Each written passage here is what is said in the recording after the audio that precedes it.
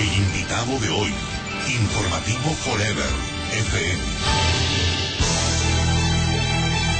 Son las 8 de la mañana, 40 minutos. Vamos a conversar con el doctor Modesto Gerardo Apolo, a quien agradecemos, ya está aquí en nuestros estudios, para analizar lo político, lo que ha pasado en el 2011, en la primera entrevista, primera conversación que vamos a sostener con el doctor Apolo para el 2012, un año electoral. Comenzando con el tema de las espadas de Eloy Alfaro y Pedro J. Montero. Doctor, usted habrá analizado esta situación en que el presidente de la República manifestó que como el delito de robo de las espadas ya había prescrito, por lo tanto, dio a entender, de acuerdo a la decisión, esas espadas ya no deben retornar a Guayaquil, sino quedarse allá en Montecristi. ¿Qué opina desde la visión jurídica legal? Bienvenido, doctor Gerardo Apolo. Gracias, Washington. Un saludo para usted y la radio audiencia. Primero, que hay un error conceptual por parte del señor presidente de la República. Jurídicamente prescribe es la pena y no el delito. En tal sentido, la comisión del delito de robo, porque hubo fraccionamiento, violencia para obtener las espadas, existe y existió. Lo que prescribió fue la pena. Y aprovechando esta oportunidad, yo quisiera hacer un paralelismo. Me resulta por demás curioso, por decirlo de alguna manera, el hecho de que en el caso de los Restrepo, que es otro delito, que fue un caso que fue juzgado, sentenciado e indemnizado, por decirlo de alguna manera jurídicamente, es un caso que está en autoridad de cosas juzgadas, ya que no puede reabrirse ni nada por el estilo, se ha reabierto, valga la redundancia, para determinar quiénes han sido los responsables, extender la responsabilidad, inclusive en el tema político, seamos claros, y por último, determinar dónde están los cuerpos. En el caso de las espadas de Montero y Alfaro, lo que prescribió fue la pena. El delito, exactamente igual que en el caso de los Restrepo, existió y existe. Se tiene plenamente identificado qué grupo fue y quiénes integraban el grupo. Algunos de aquellos están en este momento en altos cargos de gobierno. Lo importante es poder determinar a ciencia cierta, y el mensaje en este sentido que se le da a la población es atroz, es de que si estamos aliados al gobierno no pasa nada. Pero si estamos en la orilla contraria, no importa que haya prescrito la pena, no importa que se encuentre en autoridad de cosas juzgadas, no importa que se haya sancionado, que se haya tomado presos y que se haya indemnizado, pero si se está del lado opuesto de la orilla, en este momento todo se revive, todo resucita, y entonces somos objetos de persecución por parte de la Fiscalía y de otros organismos estatales. Doctor, entonces, para la ilustración personal inclusive, y también de nuestros amigos oyentes, significaría que quienes robaron las dos espadas ya no serían sujetos a un juicio, porque prescribió la pena. Pero el delito, jurídicamente, no prescribe jamás. No. Sigue siendo robo. Le pongo un ejemplo. Aunque no haya culpables para enviarlos a la cárcel en esta época. Le pongo un ejemplo supremamente doméstico. El día de mañana viene una persona, se acerca a un cajero de cualquier institución bancaria, le da un papelito en que dice: si en este momento no me entregas $200,000, te mato. El cajero le entrega los $200,000, el señor da 2 pasos hacia atrás, se arrepiente, regresa y le devuelve los $200,000 al cajero. ¿Hay o no hay un delito? Hay el delito, la devolución del dinero, así no se haya gastado, no se haya obtenido ningún tipo de beneficio económico, pecuniario, se cometió desde el momento en que este señor amenaza al cajero y se hace entregar un dinero a través de la amenaza. El delito está. En ese caso, la alcaldía de Guayaquil, el abogado Jaime Nebot Sadi, ¿a qué debería apelar desde el punto de vista jurídico para que estas espadas regresen a Guayaquil? Tenemos que irnos al origen de las cosas. La hija de Alfaro dona las espadas al municipio de Guayaquil. La donación es una forma de adquirir el dominio o la propiedad de las cosas. Usted las puede adquirir onerosamente, esto es comprándolas, o las puede adquirir de manera gratuita a través de donaciones o legados. Por lo tanto, el derecho que tiene Guayaquil sobre las espadas de Alfaro y de Montero no se refiere simplemente a que si las tuvo o no el municipio de Guayaquil. Ni siquiera cabría la prescripción adquisitiva de dominio, porque entonces ya no sería del gobierno, sino que sería el absurdo de reconocer que Alfaro Uribe Carajo, porque las tuvo durante más de 20 años, adquirió por prescripción un bien que ha sido robado. Eso nadie lo va a eliminar. Nadie lo va a eliminar. En ese sentido, como ha sido violenta, perturbada, siempre se ha estado buscando el tema de las espadas, ¿dónde están?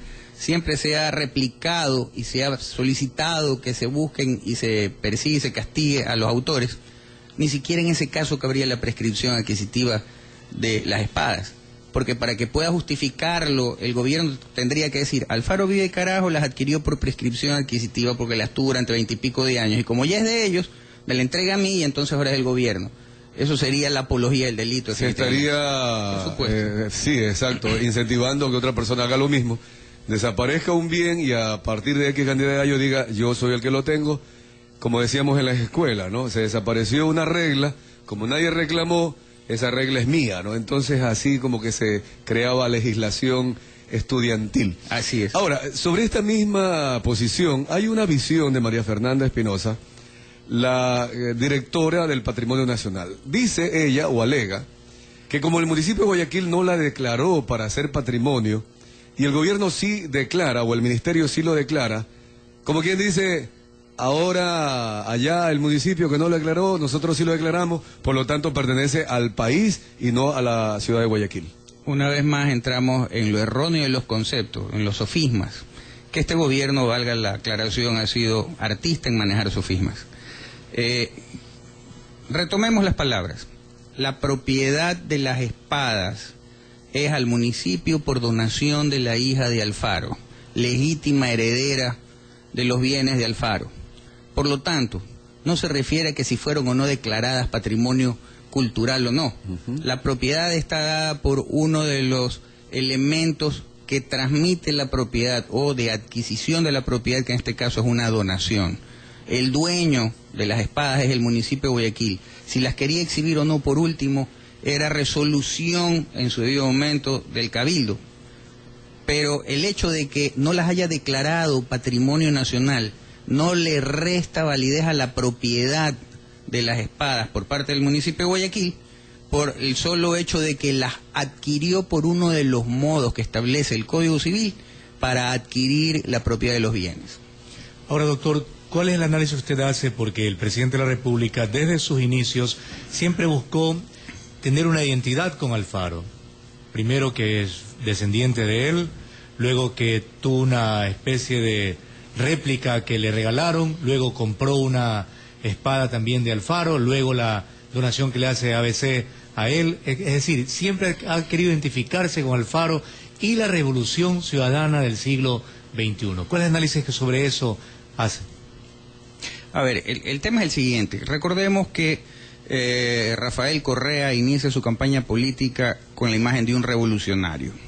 Necesitaba remitirse a la historia referente a cuál sería un punto de partida o de referencia sobre lo que es una revolución. Recordemos que también Rafael Correa estaba en contra de todo lo que significaba la política económica de los Estados Unidos, le hace por tanto Banco Mundial, Fondo Monetario Internacional, que siempre ha sido calificada como la larga noche neoliberal. Por lo tanto, él tenía que tener un referente para que el pueblo diga: a ver, ¿cómo es esto de la revolución y de una revolución socialista? Entonces, el único referente que podía poner en ese momento dentro de la historia nacional era Eloy Alfaro, con el tema de la salida de los sacerdotes, que eran la representación de la extrema derecha, el impulso del desarrollo nacional dado en el ferrocarril del Estado, que recordemos que Alfaro lo concluye, no lo inicia. Y por otro lado, seamos claros en lo siguiente: la revolución alfarista se fundamenta en la costa, en la cual jamás hubo esclavitud, en contra de la extrema derecha, que siempre gobernó y tuvo gran influencia en la sierra, donde sí había esclavitud. Es más, la sociedad guayaquileña, los llamados pelucones ahora, fueron quienes impulsaron, apoyaron y financiaron a Alfaro dentro de sus campañas. Entonces, de hecho, mi abuelo José Guillermo Terán Lascano fue uno de los que peleó junto al Faro en la batalla de Yaguachi, con otros tantos, Cucalón, etcétera, etcétera. Usted ve el listado de esas personas y yo se las puedo facilitar, y se dará cuenta que eran gente pudiente de esa época, que obviamente respondían a ideas liberales porque siendo Puerto Guayaquil era mucho más factible, y con el tema de las migraciones era mucho más factible la cabida de estas ideas. Eloy Alfaro mismo fue parte de los exportadores ecuatorianos de la época. Exactamente.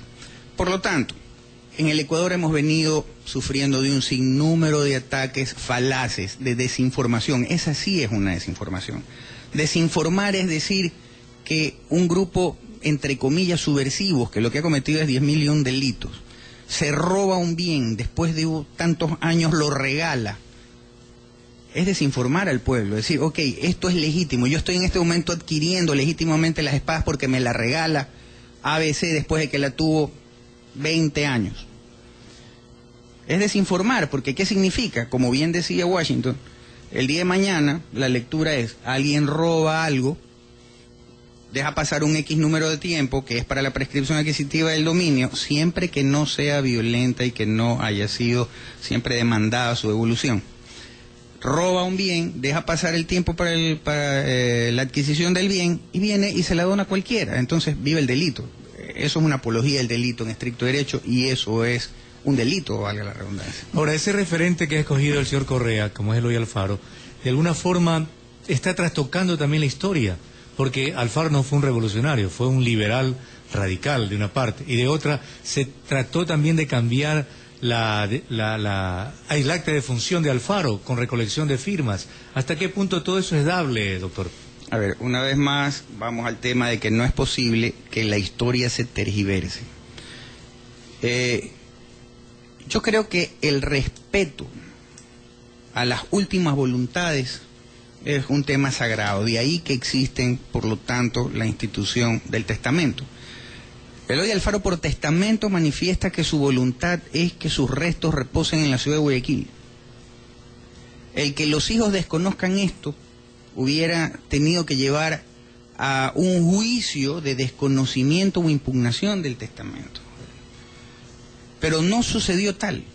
El pueblo, por más que haya sido un prohombre, el pueblo no puede cambiar la voluntad o la última voluntad, en este caso de Alfaro, menos aún un gobernante.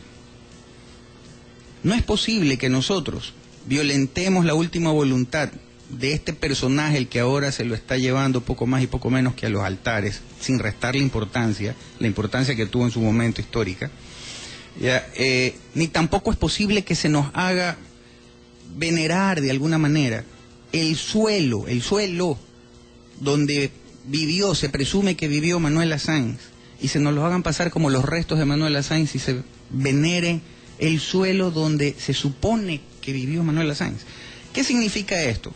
Leyendo atrás o entre líneas, es que existe una falta de valores en América Latina y existe falta de referentes en América Latina, que tenemos que irnos un siglo atrás para escudriñar un referente y moldearlo a nuestras necesidades para que sea el justificativo o el impulsor de una determinada regulación. Doctor Apolo, dentro de toda esta situación, y hemos quizás dedicado más tiempo de la entrevista al tema específico de Eloy Alfaro, muchos dirán finalmente son espadas, pero esto que puede ser un detalle histórico es lo que trasciende en el momento político que hoy vive Ecuador, cuando no estamos lastimosamente respetando ni siquiera la misma Constitución liderada en su desarrollo, en su redacción, por el presidente Rafael Correa. Yo tengo 3 temas que van dentro de lo que es jurídico, ver un poquito cómo se está administrando el Ecuador. En el Código de la Democracia se va a prohibir, o ya está prohibido, los medios de comunicación se abstendrán de reportajes especiales y cualquier otra forma de mensaje que incidan a favor o en contra de candidatos, ideologías dentro de la campaña electoral que se avecina. En la ley orgánica de la función legislativa, que ellos crean su propia ley, quieren recuperar la capacidad de fiscalizar que constitucionalmente les pertenece. Sin embargo, el presidente tiene la capacidad de veto aún de una ley que en algún instante podría permitir que lo fiscalicen a él. Él puede inclusive hasta reglamentar esa ley. Y la Corte Constitucional le da el respaldo, impidiendo que se publique esta ley. Y finalmente, la ley de comunicación, que la semana anterior ya revisábamos algunos artículos que se han introducido de última hora, luego del segundo debate, en donde los medios de comunicación no podríamos realmente actuar con libertad. A esto hemos llegado por el bien de una revolución como es la Revolución Ciudadana, doctor Apolo. A ver, yo creo que se está una vez más desviando el objetivo muy artificiosamente, y hay que reconocer la brillantez de quien maneja el tema propagandístico del gobierno. ¿A quién benefician? Vamos a hacer un ejercicio de razonamiento, y es: ¿para qué se elige a un gobernante? Para que administre el Estado en beneficio de quién, de la población en general, sin distingo de clases sociales, sin distingo de ideologías religiosas, políticas, etcétera, etcétera. ¿Cuál es dentro del sistema democrático existen los denominados contrapesos, que ya la ciudadanía debe estar harta de escucharlos? Pero ¿qué es lo que determina en un momento establecido el equilibrio de gobierno? Esto es, que las funciones ejecutiva, legislativa, judicial, y ahora las que se aumentaron, la de participación ciudadana, sea la que en un momento determinado, a través de esta información cruzada, impida el exceso de poder en cualquiera de ellas. ¿Cuál es la realidad del tema? La realidad del tema es que todo debe de haber sido en beneficio de la población sin ningún tipo de distinción, odio o prejuicio, lo cual no se ha dado. Lo que hemos visto durante estos 5 años es una campaña continua y constante, primero para denostar a las instituciones. En el Ecuador ya no hay institucionalidad. Recordemos que hace 7 años atrás, dentro de una encuesta decía que una de las instituciones que tenía mayor credibilidad y mayor respaldo eran las Fuerzas Armadas. Hoy ya no es tal. La Iglesia ha sido también combatida, y así por el estilo, la Corte Suprema, etcétera, etcétera. Por lo tanto, en tal sentido, también se ha violentado, por decirlo de una manera, o se ha irrespetado lo que democráticamente estaría establecido, que es el tema de los contrapesos. La realidad en el Ecuador es que tenemos un gobernante que ejerce sus facultades como las ejercía en su debido momento en la Edad Media los grandes monarcas, en las que su palabra es la ley. Esto es un retroceso, en lo político es un retroceso. Si es no podríamos llamar una revolución de avanzada, sino una involución política que está llevando a una confusión tremenda a los ecuatorianos, en lo cual sí considero que el Ecuador, en vez de avanzar hacia un mejor Estado, lo que está haciendo es retroceder en la conciencia política si en algún momento se pudo desarrollar. Y en cuanto al tema de lo de el nuevo reglamento de comunicación, le voy a poner un ejemplo. Cuando pasábamos de la dictadura militar del triunvirato al régimen democrático, sucedió el asesinato de Abdón Calderón Muñoz, líder del FRA. Estábamos en periodos preelectorales, se hace la nota del asesinato de Abdón Calderón Muñoz fuera del templo masónico, en las denominadas 5 esquinas. ¿Qué hubiera pasado, me pregunto yo, si la actual ley hubiera regido en ese momento? No se habría podido dar la noticia del asesinato de Abdón Calderón Muñoz, ni siquiera se hubiera podido publicar en ese momento los resultados de las investigaciones. ¿Por qué? Porque seamos claros, el Ecuador es un país que vota visceralmente y que vota también con el corazón. Eso llevó al FRA a ser la segunda fuerza política, y de hecho la llevó a la presidencia a Cecilia Calderón de Castro. Por lo tanto, ¿hubo o no hubo una injerencia? Ese voto fue, digamos, que el pésame nacional que tuvo Cecilia Calderón de Castro. Claro, es decir, todavía, y no sé si ya, y se mantiene, hay un voto sentimental más que un voto racional. Exactamente. Sin embargo, estas 3 preguntas o cuestionamientos que le he planteado a usted como ejemplo de lo que está pasando en la política, en la Revolución Ciudadana, más otros temas más, ¿no?, que se han dado, y respetan abiertamente a la Constitución. Usted que está siempre atento a lo que es el neoconstitucionalismo, doctor Apolo, ¿hay algún resquicio en ese neoconstitucionalismo para que la Corte Constitucional, por ejemplo, interprete y acomode la Constitución para que las leyes permitan que el gobernante tenga todo este poder? A ver, recordemos que el neoconstitucionalismo establece la realidad formal y la material. La formal es la que establece el código propiamente dicho, es la letra muerta, y la material es la que responde a la realidad social. Ajá. Ejemplo, en el caso del inquilino, el inquilino está obligado por contrato a pagar los cánones de arrendamientos y por lo tanto el dueño de la casa, el arrendador en este caso, tiene el derecho a cobrar los cánones de arrendamiento. Pero ¿qué pasa si el inquilino, por obvios motivos, pierde el trabajo, cae en una debacle económica, no por su irresponsabilidad, sino por estos gajes del oficio? Supongamos un feriado bancario, Dios no quiera. ¿Qué pasa? ¿Cuál es el valor principal? Si bien es cierto, formalmente tiene la obligación de pagar el arriendo de esa vivienda que está ocupando, de acuerdo al neoconstitucionalismo, en lo que es realidad material, ¿qué derecho prima? ¿El económico del dueño de la casa o el de supervivencia del inquilino que por circunstancias ajenas a su voluntad en un momento tendría que verse en la situación lamentable de vivir en la calle, a la intemperie? Entonces ahí el juez dice, a ver, veamos, si existen dos derechos, ¿cuál es el fundamental? El derecho natural de tener un techo donde cobijarse, porque lo contrario a la intemperie, con las lluvias, etcétera, etcétera, ese hombre está expuesto a morir en un momento determinado. Pero llevando esa teoría a lo que es la revolución ciudadana, resulta de que, ¿cuál es la realidad del pueblo ecuatoriano? Que ha involucionado. Así se manejan los números como se manejan los números, resulta que existe menos empleo, existe más desempleo, más subempleo. Tenemos 5 años en emergencias sanitarias, se han mejorado los hospitales, pero la atención de la salud no se ha mejorado. Resulta que hay declaraciones líricas de educación gratuita y de medicina gratuita, pero a la hora de la verdad resulta que son muy pocos los medicamentos que se puedan acceder gratuitamente y los específicos no se los encuentra gratuitamente, hay que salir. Entonces, si vamos a confrontar la realidad material con la formal, diríamos en este caso que la Corte Constitucional está haciendo ojos ciegos a la realidad material.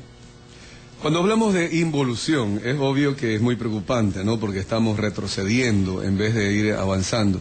Y efectivamente lo vemos, sobre todo en los reportajes televisivos, cuando se le quema la casa a alguna persona y ahí a través de las cámaras uno ingresa a la parte interior de los hogares y se ve que están viviendo realmente en situaciones de miseria. Creo que gracias a Dios en Ecuador no hay hambre, como para decir que hay familias que están muriéndose de hambre. Creo que de alguna manera la dolarización sigue ayudando para que alguna familia de 2 o 3 personas vivan con $1 al día. Algo comen. Pero esto como que también a la ciudadanía en general ya le ha creado un conformismo. Y de pronto le ha creado una esperanza de que en este camino, en algún día, todas las acciones actuales en lo político va a darle un mejor estándar de vida. ¿Va por allí el conformismo? A ver, yo creo más bien que el tema del ataque, todo va concatenado. El ataque a la institucionalidad, y entre esas, pues, recordemos que en algún momento, que no es a lo que está llamado las Fuerzas Armadas, pero en un momento determinado las Fuerzas Armadas, la institución de las Fuerzas Armadas era la juez en un momento determinado de la democracia, al igual que el tema de la iglesia, que es grave lo que está pasando con el tema de las iglesias. Estas instituciones son las que aglutinan en un momento determinado la conciencia nacional y popular.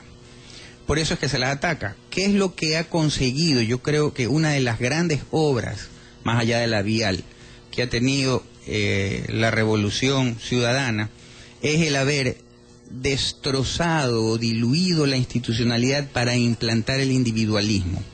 Y entonces el individualismo es el que dice, si al de al lado le robaron o al de al lado le quitaron el terreno, perfecto, me quedo callado, bajo la cabeza, a lo mejor me escondo para hacerme algo invisible de manera tal de que a mí no me toque. Mientras a mí no me toque no hay problema, mientras yo coma no hay problema. Pero esa persona que ha sido sumergida en este individualismo no se da cuenta que en su familia, que a lo mejor son 10, 15, 20, de esos 20 resulta que solamente 5 tienen un trabajo estable, 5 más, con lo cual son 10, tienen trabajo informal y los demás están viendo qué hacen de la vida, o emigrar o lo que sea. Entonces, en este sentido, volviendo al tema de la legislación y tal, sería interesante ver cuántas de las leyes fundamentales que han permitido, de alguna u otra manera, estos excesos al gobierno nacional han pasado por el Ministerio de la Ley y cuántas de estas han pasado por votación. Aquellas que hayan pasado por el Ministerio de la Ley, con el veto del Ejecutivo y todo lo demás, para mi criterio, no tendrían legitimidad por una sencilla razón, porque los legisladores son los depositarios de la voluntad popular. Y si los legisladores no votaron en favor de esa ley, le hace por tanto que el pueblo no votó en favor de esa ley y se le está imponiendo una ley con la cual, de hecho, si seguimos esta lógica, no estaría de acuerdo el pueblo. Doctor Gerardo Modesto Apolo, hemos tocado temas inclusive de la parte filosófica muy profunda de lo que es la política. Para concluir, Ecuador deberíamos verlo a futuro como, ojalá, con un estándar de vida alto, en donde haya realmente justicia y todos los ecuatorianos se sientan conformes con vivir en el país. Si hiciéramos una encuesta en estos días, ¿cuántos de los ecuatorianos quisieran irse a otro país o a otro lugar, a pesar de que Europa, España principalmente está sufriendo también? Cuando hemos tocado esta palabra de la involución, que es un retroceso a la evolución, es decir, al desarrollo, también entonces concluiríamos que no solo hemos involucionado en la parte económica, en la parte política, sino también en el deseo, la aspiración de la superación en ciertos hogares, en ciertos ciudadanos, que renuncian a un futuro mejor, como usted dice, mientras a mí no me toque. Mientras a mí no me toque, no importa que estemos involucionando. ¿Cómo ver esto en un año electoral como es el 2012?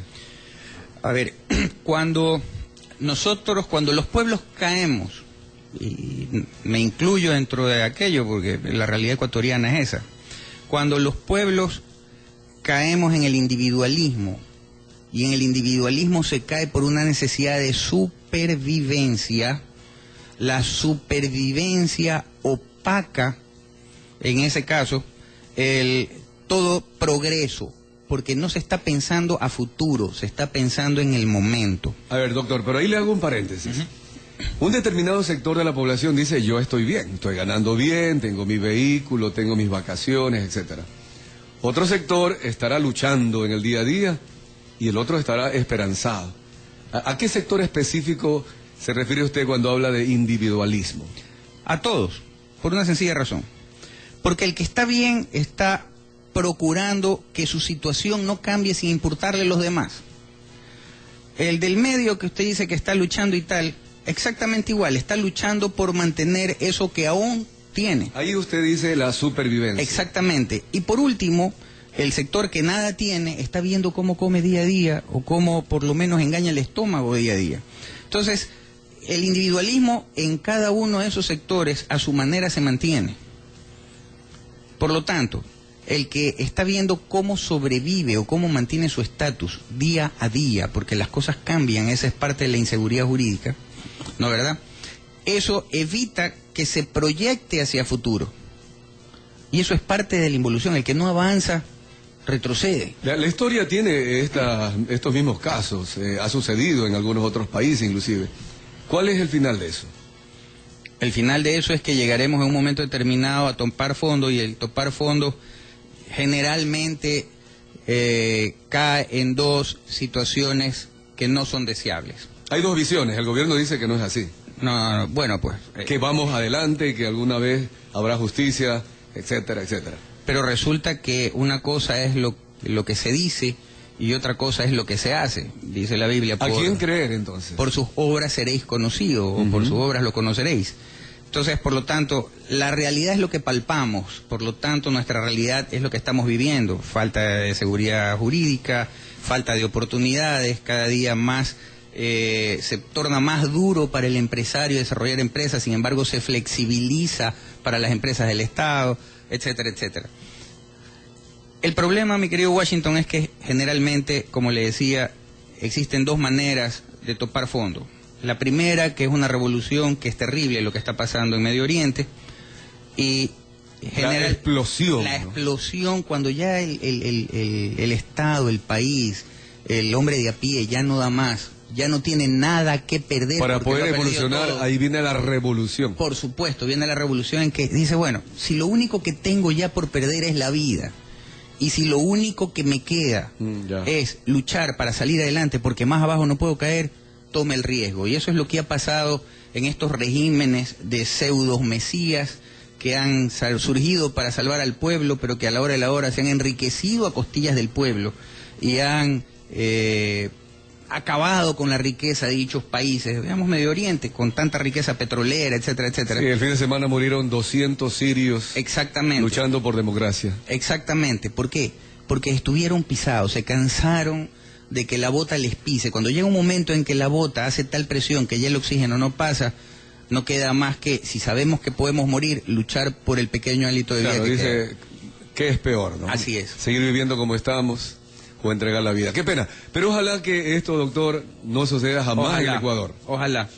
Que estemos siempre pendientes y de alguna manera en este año electoral, inclusive los mismos candidatos de gobierno, que piensen y vean a mediano y largo plazo que este no es el camino Yo adecuado. creo que es un error, Washington, el potenciar el tema de la hoguera bárbara, por una sencilla razón.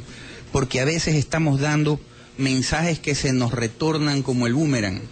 Y esto es, dicen que fue la sociedad y otros el pueblo que ejecutó a Eloy Alfaro. Pero ¿por qué lo ejecuta? Por los excesos que cometió Alfaro también en un momento determinado.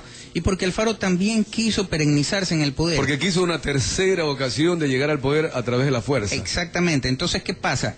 Cuidado con las lecturas que damos. O sea, si hacemos comparaciones y llega un momento en que las personas se sienten identificadas con los hechos, cuidado, estamos nosotros llamando también a una Doctor, hoguera pero yo bárbara. creo que, no sé si es una percepción personal mía y quizás equivocado, que he notado en los últimos días al gobierno, al presidente de la República, a María Fernanda Espinosa, como que bajaron el tono de incentivar de tomar la revolución alfarista como revolución ciudadana. He notado, luego de la reacción ciudadana, de los historiadores, los políticos y los medios de comunicación, que le hicieron ver al gobierno que no es el camino correcto. Por una sencilla razón, porque yo siempre he reconocido que son personas inteligentes. Lo que pasa es que uno puede ser inteligente para unas circunstancias y depende hacia dónde dirige la inteligencia. Uno puede dirigirla a la izquierda, a la derecha, y no hablo de ideologías políticas. Yo puedo dirigir mi inteligencia al bien o al mal.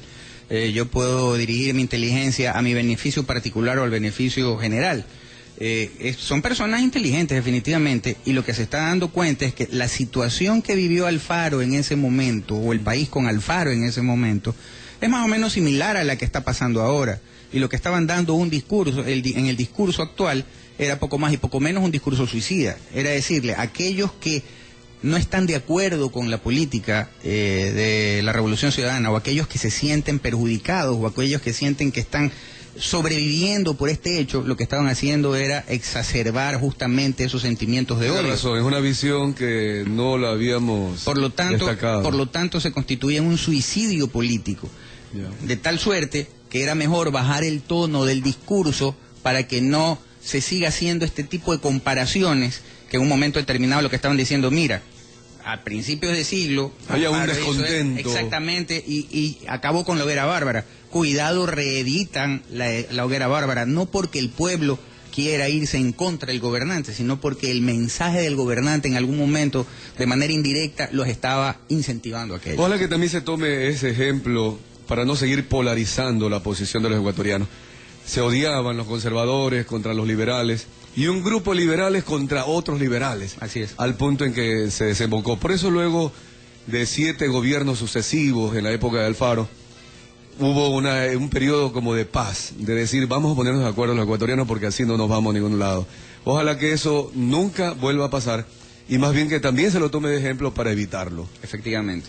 Doctor, le agradezco haber estado con nosotros, también acá Orlando. Creo que nos queda algunas interrogantes porque este es un tema muy profundo, muy amplio, que inclusive, como digo, no solo nos preocupamos de lo político, de lo que vemos allí, sino de lo abstracto, lo profundo, lo filosófico. Muchas gracias, doctor, Muchísimas por haber estado con gracias, nosotros. Washington, lo mismo Orlando, y a la radio escucha. Invitamos a nuestros